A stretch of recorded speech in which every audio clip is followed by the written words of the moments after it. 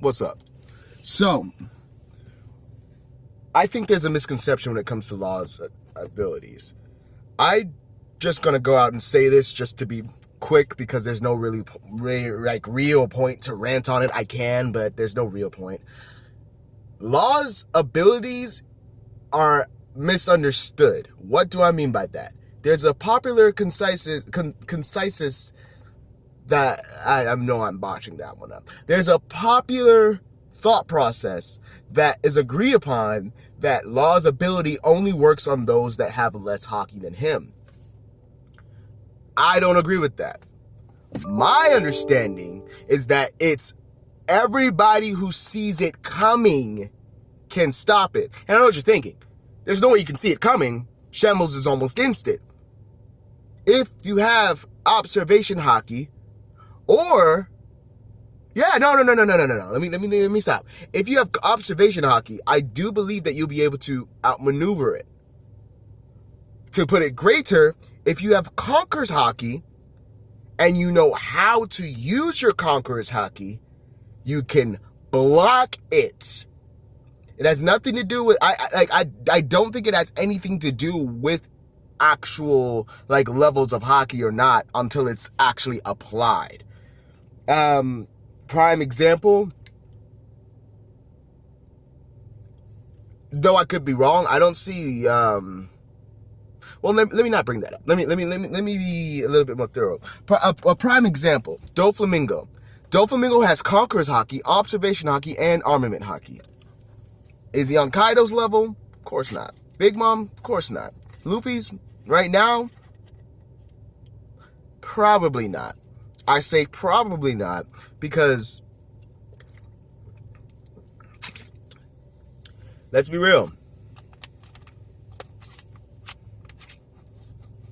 Until Luffy, who's fighting Doflamingo to make him actually think about his moveset and how to upgrade? And who really has Conqueror's hockey to clash with Doflamingo? And that much there more, I do believe that if Doflamingo was a bit more, I don't want to say prepped because he knows Law's powers inside and out. Application-wise, he's vague. But if he literally came in there with the mindset of, Law could try anything, let me keep myself 100% defensive, I don't think Law would have been able to move him. Excuse me. Now let's come back to what I was originally going to say earlier. And spoilers, if you haven't read up to 1009 in One Piece. Zoro blocking Big Mom and Kaido's attack. Then Law switched everybody out. I don't think it was a matter of, Zoro expecting Law to do it or anything like that. Because I really do believe that Zoro in his head, he was going to die. But he was going to die saving everybody and dying with his convictions intact. I believe it was literally more so, hey, so yeah, I don't see that coming, so it works on me. I'm ready for everything, so it won't work on me. I think, and this is my headcanon, I could be very wrong, if Kaido and Big Mom, if Kaido and Big Mom were not on defense, and I'm being very careful when I say defense, I think that Shambles would have worked. All Law's attacks would have had some type of effect on Kaido and Big Mom. Because Kaido and Big Mom at this point are just exuding Conqueror's hockey. Just exuding hockey. It's just pouring out of them, out of their pores, like sweat glands. I'm just gonna say this. The only reason that they were like that is because they were in battle mode. Now, granted, Big Mom's always in battle mode, but let's just go back to Whole Cake Island.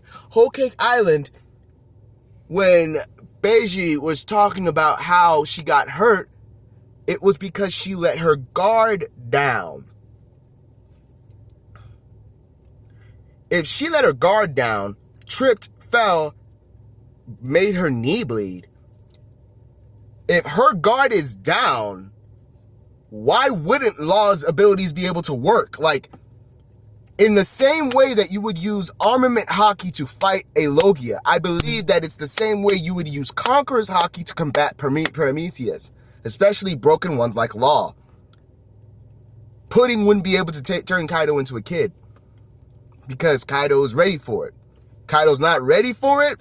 Like, say Kaido is sleeping or something, or he's literally not in his right mind. 4 past drunk. He is gone. Maybe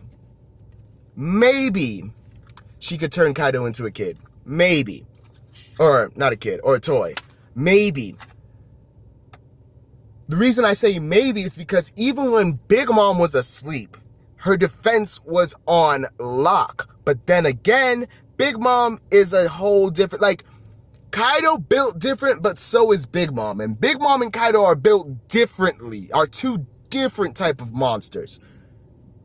Kaido in his sleep might be on full defense, but at the same time, if his guard is down, which is my point, I believe that fruits like Laws, freaking Pudding,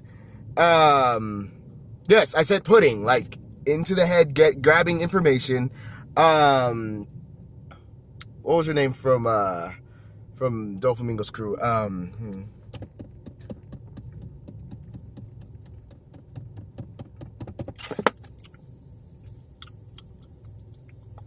I was just talking about her. I can't remember the name for the life of me. My goodness. But you know who I'm talking about. Broken Paramecia won't work on people that are ready for it. But if you're not ready for it, how do you know it's defend? Like, it's like, you're not Katakuri. You don't just see it coming and then block it. You have to literally see it coming and block it. So that's kind of what I see there. And to tangent off of that,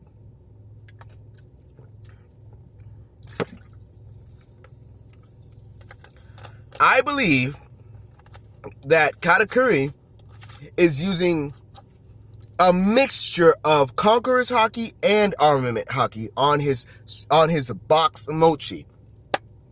Reason why is because the armament isn't regular black with red hue. It is blue, dark blue. And during their Conqueror's Haki clash, his aura was blue. Now, I don't know if that's animation. Excuse me. I don't know if that's animation or if that's plot. But it would make sense as to why every time Luffy's and Katakuri's fists clash, Luffy would feel pain. Not just because it's a better version of armament. I'm not saying it's not, but I do believe that there is some conquerors, there is some conquerors put in there. It's a cross breed, if you will. We've seen, in my opinion, other examples of that. And I keep wanting to think back to Marineford War, but that was a time where Haki was meh. Round 2 when Marineford War comes, when Luffy's charging in and he's leading the freaking attack this time instead of just being the one ahead and everybody backing him up. Instead, he's actually leading this time. We're going to definitely see Conqueror's Haki applied properly. We're going to see Armament Haki applied properly. We're going to see Devil Fruits applied with Conqueror's Haki and Armament Haki and Observation Haki applied properly. We're going to see the yes and no and maybe so's. We're going to see that. So, taking that into consideration and to bring it back, I believe that the way Law's Fruit works is that if he is able to surprise his opponent, he can do it. How effective it would be, I don't know. Because even if you catch Kaido off guard and he does the room and he uses that mountain slicing attack on it, I believe there's a strong chance that it would slice everything in that room except Kaido. But that's because Kaido at this point is probably ready for it. Like, we've never seen the Yonko with their guard down except one time. And that was Whitebeard. He was caught off guard, I want to say 3 times? 3 times. The first time, Squardo. Second time, his heart attack. Probably from Squardo. Third time, Ace's death. By the way, if you didn't know that Ace died, you should not be watching this video. So I'm sorry for spoiling you, but you shouldn't be watching this video. Yeah. Those 3 times we saw Yonko literally. What? Now, something else we have to throw in there. Whitebeard was already dying. As monstrous as this man was, he was already on the brink of death. Marco Straight said himself, if he wasn't so sick, decrepit, and old, not those words exactly, but basically, in the view of Marco, if he wasn't so sick, decrepit, and old, he would not have been surprised by Squardo, which a heart attack would have never happened, and then Ace would have probably lived, because Whitebeard would have strong-armed them out without hesitation. If you really look at it, the reason why they failed, and I'm going to make a video on this, the reason why they failed at Marineford was solely because of Squardo.